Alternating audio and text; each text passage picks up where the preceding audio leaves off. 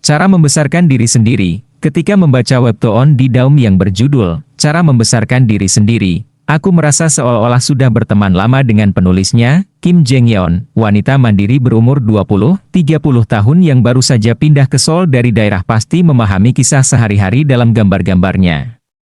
Webtoon itu bercerita tentang Lee Sida, seorang wanita berusia 20-an tahun yang baru saja pindah dari Andong ke Cheongpadong, Seoul. Sida bekerja di perusahaan desain interior dan memelihara seekor hamster dalam kotak. Tempat tinggal Sida pun terlihat seperti tempat tinggal si hamster. Nama Sida sama seperti akhiran, Shida, yang digunakan dalam kalimat yang menunjukkan rasa hormat.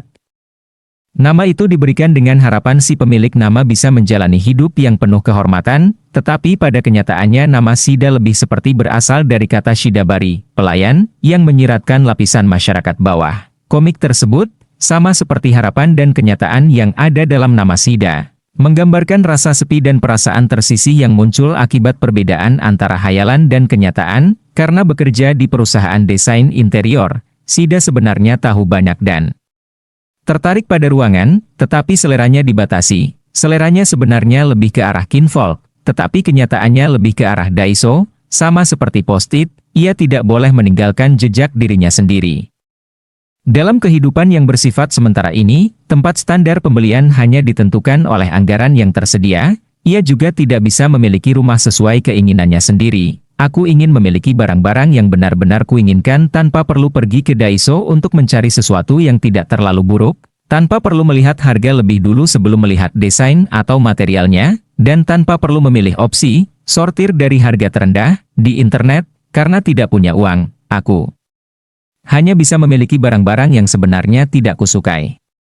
Memang aku sendiri yang memilih barang-barang itu, tetapi semua itu bukan pilihan utamaku. Kemudian orang-orang akan melihat penampilanku dan berkata, ini agak kampungan, bukan? Kadang-kadang aku menemukan artikel dalam majalah fashion yang terkesan mengejek selera pembaca. Walaupun aku tahu seperti itulah cara kerja majalah.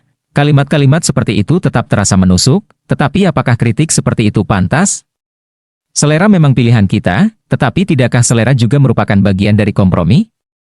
Gaya adalah sesuatu yang baru bisa dimiliki apabila kita memiliki uang, waktu, dan kebebasan. Jadi bila membaca artikel seperti itu, aku ingin membantah, seleraku buruk bukan karena aku tidak tahu apa-apa tentang barang indah.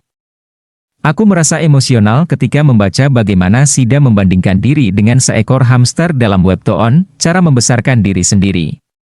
Negara ini memiliki UMR yang rendah, tingkat pengangguran yang tinggi, harga barang dan harga properti yang tinggi. Di tempat orang-orang dianjurkan untuk menunda pernikahan dan memiliki anak, generasi muda sepertinya tidak memiliki jaminan untuk menjalani hidup yang lebih baik.